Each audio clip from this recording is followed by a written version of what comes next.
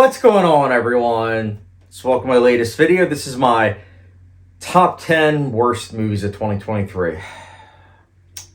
Yeah, this video, guys, I've seen plenty of 2023 movies. I've seen over 100 as of the filming this video, which is December 2nd of 2023. So I've seen the good, I've seen the bad.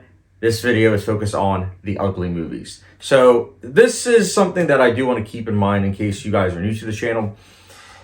Your list in terms of the top 10 worst movies of 2023 is going to be different from mine. That's what's great about film as an art form. It's subjective. So I will be curious to see your guys' top 10 worst movies of 2023 in the comment section down below. And I will be giving you guys dishonorable mentions first, and then I'll be going from 10 to 1, with 1 being the worst movie that I've seen in 2023. But guys, enough exposition. Let's get started. So kicking things off with dishonorable mentions, we have Retribution. This is a Liam Neeson movie that is R-rated. An R-rated action movie. You would think that it would be very intense, very visceral. But no, this movie, honestly, I'm not going to lie. Watching it, I am very, very shocked that it didn't get a PG-13 rating because it is very clean in terms of the action. Unfortunately, the action is really, really hard to see. There's so many times where it's like all shaky camera work, and by the third act, I was checked out because the third act has some twists and turns that make zero sense given the context of what the movie was built up to at that point. It is a really disappointing movie with single-handedly probably the worst ending I've seen of 2023. It's really bad. I wanted to like this, I did, but it went downhill really fast. It's a shame. It really is. But here we are, and that's Retribution. Next honorable mention, we have 80 for Brady.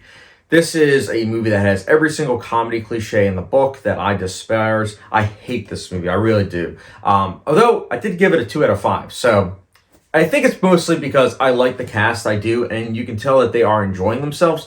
But at the same time, they're enjoying themselves. But whilst watching the movie, I wasn't enjoying it. It is a very, very, very, very, very, very, very generic, very disappointing movie that is safe on all accounts. I don't think I laughed once, which is a shame. But yeah, 80 for Brady. Did not like it. That's why it's a dishonorable mention. Next up, we have The Nun 2. So this is a movie I'm glad that I missed in theaters. I saw it on HBO Max. And this is what I like to call a treadmill movie, where you're doing multiple things whilst watching this movie. Because if I was 100% giving this movie my attention, probably would have given it worse of a rating, truthfully. It's that bad. I really did not like this movie at all. It is a shame that the Conjuring franchise has gone downhill this much, but here we are. Here we are. And next up, the latest dishonorable mention, we have the Super Mario Brothers movie, or as I like to call it, the cash grab movie. This is, without a doubt, one of the most obvious cash grab movies I have seen. The Sonic movies, I will give a slight pass because they do have some entertainment value to be had. This movie, everyone feels like they are phoning it in. I did not find any entertainment value to be had in this movie. I like the cast, but the cast really doesn't seem to be giving it their all. This is a movie that I can see getting a sequel because it did make over $1 billion, but it is just a moneymaker. That is what it is. This is not a movie that I watched and was like, you know what? I enjoyed it. You know what? I got some artistic merits from it. Nope, nope, nope, nope. I got nothing from this movie. I was very empty, and yeah, that's why it's a dishonorable mention. And the last dishonorable mention, this is also a pretty obvious cash grab, and that is Five Nights at Freddy's. So I've heard a lot about the video game Five Nights at Freddy's, like a lot. I've heard it's a great, great video game. Again, I haven't played it, but I've heard it's terrifying. Watching Five Nights at Freddy's, the movie, this is my take. The movie feels like it is a horror movie that is geared towards people that do not like horror movies. And that's not in like a La La Land where it's like, oh, La La Land's made for people that don't like musicals. It's like, no. La La Land's a great movie. It's very well put together. Five Nights at Freddy's is a movie that is just so bland. It thinks that it is trying to go about this story in an engaging way, but unfortunately it's focused on a relationship that really has a lot of time given to it, but not much actually said about said relationship. It's a very paint-by-number story. Unfortunately, there is a lot of things that just feel very fan service-esque. And I'm saying this as someone that hasn't even seen the video, played the video game, I should say. It's also a very watered-down PG-13. Like, yeah, it's PG-13, but it feels very watered down. And it also has a really, really bad twist. Not as bad as Retribution in terms of the twist, but there is still a twist ending where it's like, what? Really? It's bad. Similar to The Nun, too. I'm glad that I waited to watch this on streaming because, yeah. Yeah. So yeah, that is my last dishonorable mention. So close to making my top 10 worst of the year. But there were 10 movies that I found to be worse. So yeah, let's get into that. So my number 10 is Ant-Man and the Wasp: Quantumania. This is, I believe, the first MCU movie that's actually made my top 10 worst movies of a year list. So there are other MCU movies in the past that I have not liked for sure, but this is the first one where it was like, this is like almost unwatchable. Like there were so many moments in terms of attempts at humor where I was like, that's like cringe-inducing, but not in like a ha-ha. It's more of like a, we need a screenwriter. Like this movie feels AI-based. It feels like it was generated by AI, not only in terms of the writing, everything. It feels like they took Paul Rudd and the entire cast and they were like, all right, replace it with AI. Except Jonathan Majors. Jonathan Majors actually is trying in this movie, but unfortunately he's playing a character that is kind of half-baked. This movie is not good. I really, really did not like it. I know people are like, oh, well, it's better than the Marvels. No, I didn't like the Marvels, but the Marvels, I would take over this any day. Any day. It's not good. Ant-Man and the Wasp: Quantumania. No. That's why it's my number 10. Next up, my number 9, we have The Mother. This is a Jennifer Lopez Netflix action movie. I really only saw it because it's Jennifer Lopez. I mean, she's someone that I know is a celebrated musician as well as actress, and I have been trying to truthfully watch more of her stuff. Unfortunately, this doesn't really give a good case as to why she's known as a good actress. I know some people are like, well, I don't think she's a good actress, but I've seen some of her earlier stuff, and I do think that she is good. Like, something like Out of Sight, I thought she was good in. Here, she is going through the motions, it seems like. I will say I enjoyed her performance for what it is, but everything else surrounding it is just so dull. I really didn't like the cinematography. Any of the filmmaking just didn't really come to life. It is a very soulless, lifeless movie. It feels like a cash grab, even more so. But what's even worse, though, is that not even the action, it's an action movie, not even the action came to life. It feels very, very painstakingly dull. I didn't like The Mother. That's why it's my number 9. Next up, my number 8, we have Meg 2, The Trench. So this is a movie I missed seeing in theaters despite having seen The Meg, the first one, back in 2018 in theaters. I liked The Meg at the time, but I don't think that I would like it now. It was a one-and-done type movie. The Meg 2, I didn't really hear much about it other than seeing the trailer 60,000 times, so decided to wait until HBO Max, and I'm glad that I did because similar to The Nun 2, this is a treadmill movie. This is a movie that you watch whilst doing multiple chores, and I am going to say this on the record, yes, I was watching this while on the treadmill because I could not for the life of me just sit still and watch this movie as it hits every single cliche in the book in the most basic, bland, possible way. There is nothing about this movie where I was like, yes, yes, yes. The ending is also pretty bad. I mean, like, you have these characters that just, no spoilers, but they just face something that would have been traumatic and they're all just laughing it off. And I'm like, screw you. It's not a good movie. It really isn't. They might make a Meg 3, they might, but to be honest, I don't know if I'd watch it because I really didn't like this movie. Jason Statham, I've seen him recently in better stuff. This isn't one of those movies. It really isn't. I didn't like The Meg 2, The Trench, and that is why it is my number 8. Next up, my number 7, we have Mafia Mama. This is a movie that is riffing on like The Godfather, and it ain't The Godfather. I'll tell you that much. I really only wanted to see this movie because I do like Toni Collette as an actress, and the premise did sound intriguing, but it wastes such an intriguing premise. It really does. Toni Collette really isn't given much to work with, and this is just a movie that hits every single stereotype in the book. It is a crying shame because, again, you would think that Toni Collette playing someone that was, again, a mafia mama or leading towards that would be interesting, but it's not. It doesn't work as a comedy. It doesn't work as a crime movie, and it is just an overall excruciating movie to watch. I would avoid it at all costs. Some of you probably haven't even heard of this movie, which I get because it was only in theaters for like a week, but there's a reason why. There's a reason. And Mafia Mama, that's why it's my number 7. Next up, my number 6, we have Haunted Mansion. So, Haunted Mansion, I have to say this. One thing that I am glad about this movie existing for is that it gave me a reason to finally sit down and watch the Eddie Murphy movie that came out in 2003. I hadn't seen it. I didn't grow up watching it despite going to Disney World several times and going on the ride. That being said, I didn't really like the Eddie Murphy 2003 one. I thought it was just kind of disappointing. Has some things that I liked, but this remake, holy cow, this is bad. Like, this is really bad. It's a horror movie, but it somehow has a third act CGI extravaganza that would put some superhero movies to blush and to shame. It's a shame too, because I feel like this movie, as it starts, there's potential. There is potential for this movie to work as a horror movie, but it just tries so hard to crack all these jokes, and there wasn't really any that landed. And I looked up the writer because I was just kind of curious. I was like, who wrote this movie?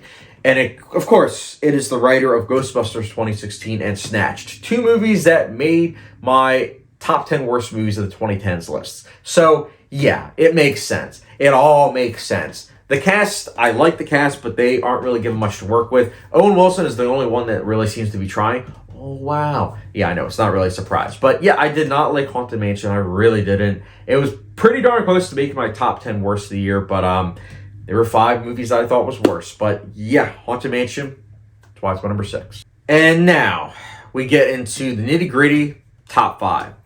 So my number 5 is Fast 10. So Fast 10, the one thing I will say about this movie that made it somewhat tolerable in theaters was that I actually watched it with a friend.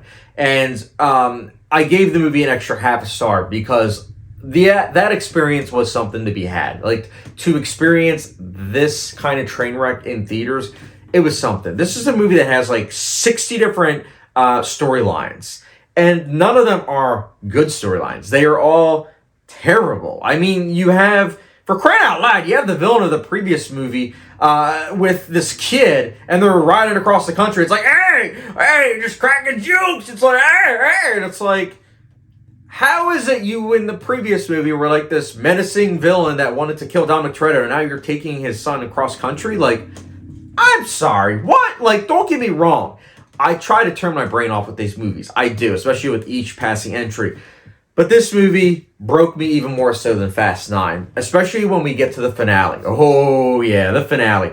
This movie costed $300 million nearly. And I have to say, and I'm going to be honest with you, this is a movie that feels like a pyramid scheme. How on God's green earth is this $300 million? Other than, hey, we gave $290 million of it to Vin Diesel and the other 10 we put towards the filmmaking, because holy cow, the visual effects at the end was just so bad. The cinematography is just so bland. The directing, even all the performances. I mean, Brie Larson, I will say, I thought that she was actually having fun. You could tell that she was, trying to have a lot of fun with this role because she kind of knows what she's in. Meanwhile, everyone else acts as if they're in an Academy Award movie. I mean, Vin Diesel's acting as if that he's going to win the Oscar, which, according to him, he will win the Oscar for this franchise. But this is just a movie that is set up for another movie, and the other movie is going to be a setup for another movie. It is a never-ending franchise. Like, when is it going to end?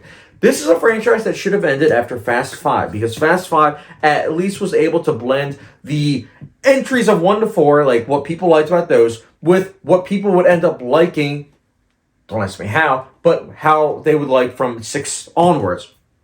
The over-the-topness. I can appreciate over-the-topness. You just got to do it well. And unfortunately, this movie just didn't do it well at all. I watched a movie called J1 earlier this year. J1 is very over-the-top. It is very over-the-top. If you watch that movie, there's some crazy stuff that happens. But you know what? I liked it. Why did I like it? Because it was so well done. It was so well filmed. It actually had life to the filmmaking. It had life to the acting. There was life in it. I felt nothing. I felt lifeless watching Fast 10. That's why it made my number 5.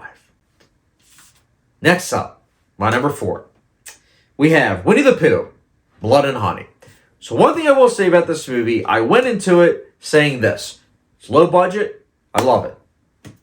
It's about Winnie the Pooh, and it's about them in the context of a horror movie. That's interesting. That could be interesting. But the execution was mind-numbingly bad. It has one of the worst third acts I've seen in a movie.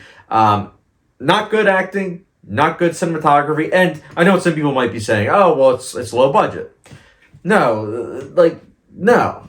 Just because a movie's low budget doesn't mean the filmmaking's not going to be good. In fact, more so, when you have it where it's a low budget, it means that the cast and crew are going to probably put more effort and have to get more creative because they don't have a big budget to go back on. And that's something I appreciate. That's why I like movies that are, tend to be low budget, mid-budget range. It's cool. There's a lot of creativity to be had. But unfortunately, this movie just doesn't have that. This feels like a cash grab. This is a good example of a movie that is low budget, that is a cash grab. You would think that with what I just said previously, how it's mostly big blockbusters, but no. This movie proves that, no, you can have a low budget movie that also is a cash grab. And how do I know it's a cash grab? Because guess what? We're getting Winnie the Pooh 2. And is it going to be good? Probably not. Will I watch it? I don't know, man. I really don't. Because Winnie the Pooh, Blood and Honey, I was pretty darn disappointed by this movie to the point where I actually will say I did not like it, other than the length. The length is nice. It was, under 90 minutes? But yeah, I did not like Winnie the Pooh, Blood and Honey. I really did not. Avoid at all costs. But yeah, that's my number 4. Next up, my number 3, we have Shotgun Wedding. So, Shotgun Wedding, I'm not going to lie, after watching this movie, I wanted to put a shotgun to my face. It wasn't good. It wasn't good. Again, this is the second Jennifer Lopez movie that made my top 10 worst movies of the year list. And I know some people are like, well, did you watch this, after The Mother or before? I actually watched it prior to The Mother. But the thing is this, a romantic comedy is something that I think can work. But when you have every single cliche known to man of this genre in the movie, it makes it to be mind-numbingly tolerable. I'm not able to say I'm losing my words. I feel like with each entry of this list, I'm losing my words. I wasn't able to tolerate this movie. I tried to. In fact, I almost wasn't able to make it to the ending because I couldn't bear how bad this movie was. Read the premise. I know some of you are like, wait a minute, the premise, that's something that could be fun. Yes, it should have been fun. It really should have been, but it's not. This is a movie that feels like it's an Adam Sandler movie. An Adam Sandler Netflix movie, I should say, where it just feels like they went on an island because they could, and then they shot something, and then here we go. Not a good movie, and that's why it's my number 3. But there were 2 movies that were worst, and these next 2 movies I'm sure many probably haven't heard of, but my number 2 is Nefarius, which is a movie that when I saw the premise, I said to myself, that sounds interesting. And then I saw who directed it. And it is the director, or directors I should say, or no, I think it's director. It's the director who did Unplanned, which was the worst movie that I saw of 2019. And I did manage to see that in theaters. But I didn't see Nefarius in theaters just because with when it came out, there was just a lot of movies. So I was like, you know what, I'm going to watch it when it comes in on the library. So I put a hold on the library DVD and I watched it. And this was excruciating to watch. There are plenty of movies that take place mostly in one setting where I'm like, I don't feel as though it's in one setting because everything feels so lively. But here, I felt the one setting. I really did. And I wanted to leave this setting not because it was hard to watch or anything, which, by the way, it is R-rated, but it feels very, very, very, very soft for an R rating. It feels more of like a light PG-13. It's a film that unfortunately doesn't work in anything that it's going for. It has a twitchy kind of villain performance that could work in maybe another movie, but here it's a movie that's trying to be complex, and unfortunately it doesn't. It feels very much so like it's playing to the most common denominator. It knows its audience, but unfortunately, in terms of me as an audience member, I didn't like it. It just did not work. Nothing about this movie worked. I felt empty watching this movie. I really did. But I also more so felt like, how can you butcher such an interesting premise? How? Well, Nefarius answers that question. And, yeah. That's why it's my number 2. Avoid at all costs. And now, guys, we get to my number 1. If you're watching this video and you're close to me, you've probably guessed what my number 1 is by now, because I did say when I saw this at the beginning of the year that it's actually going to be quite hard to beat this movie in terms of the worst of 2023. And there wasn't a movie that I saw that was able to beat it, and that's probably because there wasn't any 365 Days movies. But all jokes aside, my number 1 is Left Behind, Rise of the Antichrist. So, Left Behind, Rise of the Antichrist. I actually grew up watching the Kirk Cameron trilogy, and I did actually read the first book of Left Behind a decade or so ago.